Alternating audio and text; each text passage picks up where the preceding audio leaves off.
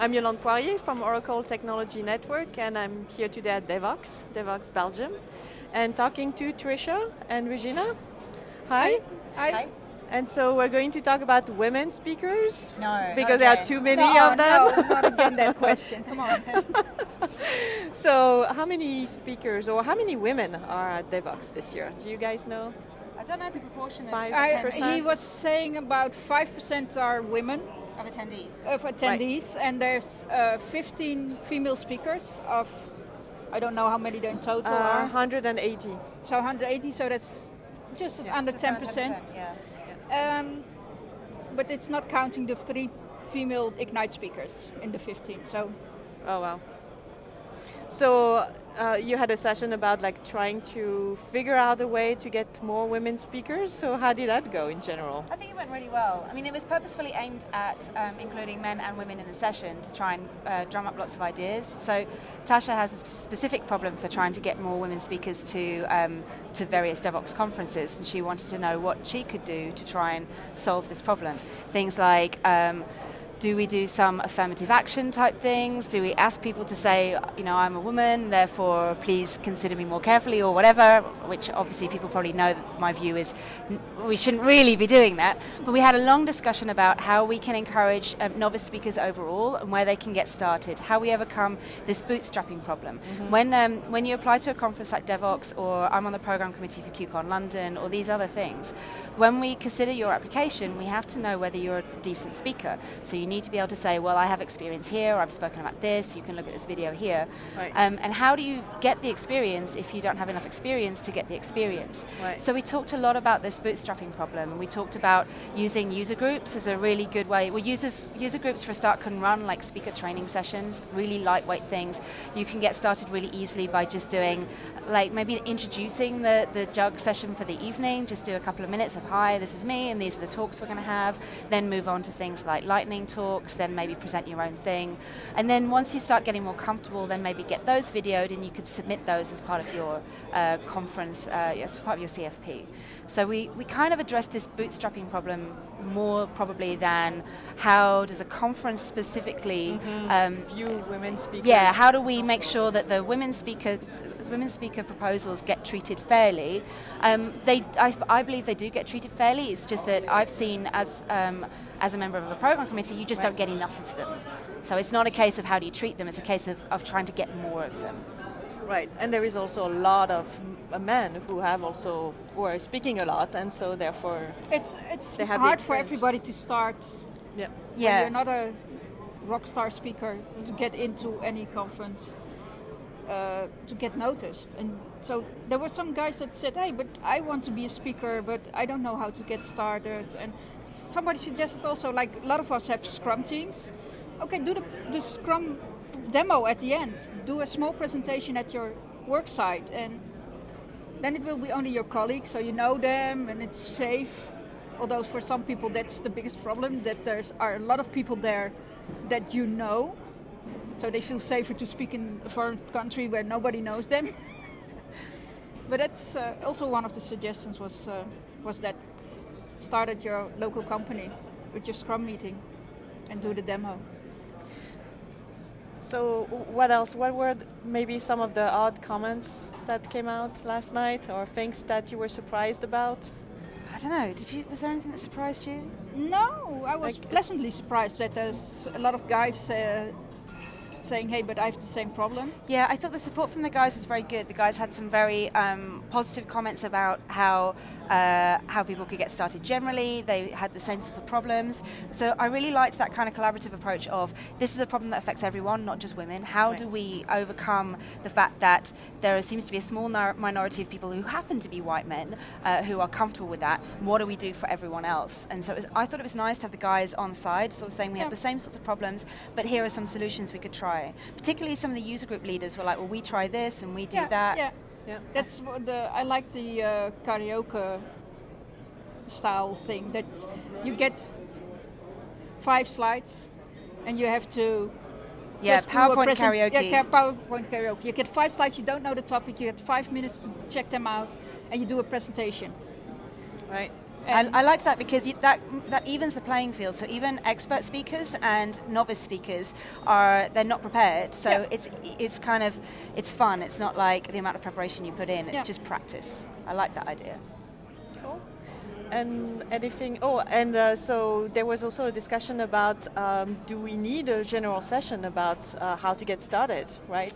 Right. So how can you just bootstrap yourself and become a speaker? So Martijn and I want to run a virtual Java user group session to kind of help novice speakers or help people who might be wanting to apply to conferences.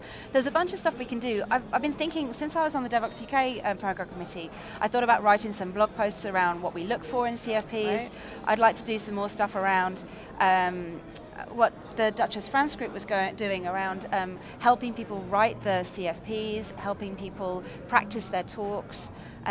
So I think there's a lot more we can do as a community to help people break this bootstrapping thing. Yeah, but particularly, I think Martijn and I want to do a VJUG session on that stuff, definitely. Right, or even panels, right? I mean, the virtual meetup could actually host panels. And so that's also and there was also somebody that suggested that conferences tell what they are looking for. Right. Like we're looking for this amount of introductory talks, and we're looking for this amount of advanced talks, and these are the topics we're really interested in. So people know what kind of paper they should send in, because then people are more like, oh, I can tell something about that. Right, So there's definitely this perception that you have to be an expert in something in order to be able to speak. Right. And in my experience, that's just not true. When we're running the Mongo user group and the Java user group, the most demanded topic for the Mongo user group is Introduction to MongoDB. And the Mongo user group has been going for 10 months, and we've run that session 3 times already. So these introductory level talks are extremely valuable for normal developers. They're like, oh, I feel like I might have missed the boat on this technology. Can you give me a quick intro to how it works? And almost anyone can give an introductory talk in an hour. You don't have to do as much preparation or be as much of an expert. So is there an opportunity to just like share talks and have other people like take the same talk, for example? Right. Like, I mean, that's a really interesting idea. I mean, in organizations like Mongo, then we do have slide decks which we can share between us, but I never thought about doing that within, say, a user group. Actually, that's also, Linda Rising does that with her talks. So she is an accomplished speaker, but she says at the end, if you want to give this talk somewhere else, you're free to use my material. So that's why we had our talk at Devoxx UK about fearless change. It was her presentation. We just adapted it to a play for 2 people. So we do that for Java 8 launch, for example, as well. So right. It's, why not share introductory? I think that's a good idea for new speakers, because then they don't have to worry about creating a slide deck and creating the content and worrying about how they present things and how they practice things. It takes a lot of the burden away from novice speakers. Right. Anything else? That was interesting last night? Almost definitely.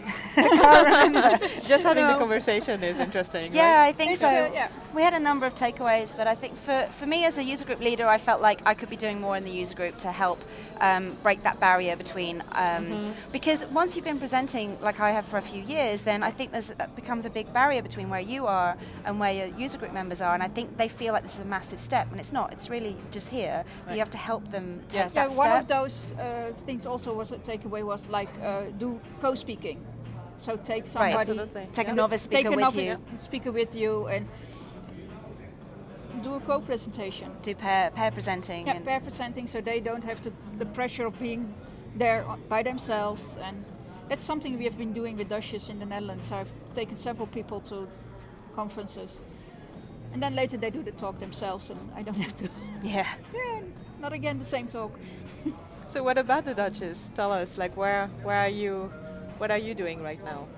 Oh, all kinds of things. It's all over the world, so I'm not familiar with what everybody's doing. Thank goodness I don't have to arrange it. In the Netherlands, we're like working on the site, which is down. Some technical problems. And Devoxx for Kids as well? We're doing Devoxx for Kids. We've been doing 3 in the Netherlands this year. And I've been to the one at Java 1. And so for next year there's some more going as well. And we're doing dinners and some technicals. So nice. What do you do with the dinners then? That would be interesting to me, I think. With the dinners, we just say, okay, we have a dinner at that time at that location. Who wants to come? And there's like 10 of us, and we just talk about work. Right. Which is actually good fun, because most of the women are by themselves at a place with only guys. Right. So they're like, okay, how do I do this? What is happening? Do you have the same problem? Okay. It's the same with the BAF session at Java One. There was one woman who was really unhappy with her work situation, and I gave her some hints, and she was like, I think I like my job again. That's great. So that's also what happens at the dinners, and some people get job opportunities out of them. So it's just networking. But how do you find the women to come to the dinners? So, for example, in Seville, I've only been there a year, but there are only really 3 women technical people who come to the jugs or the mugs, and that's me, and 2 friends of ours. How do you find the women if they're not coming up to begin with? When we're at conferences, we tell people about it. So if we see women, we ask them, have you heard about Dashes? This is what we do. And we have a mailing list, so every time we send a big mailing out to everybody we know, and we invite them all, and we say, hey, that's the date, come in. If you want to join us, send us a line so we know, so we can reserve for enough seats. And that's how we do it. Okay. So having a website would help. That would help. That's easier to announce things, because sometimes we get people from Germany or France or Belgium coming as well. It's not that far.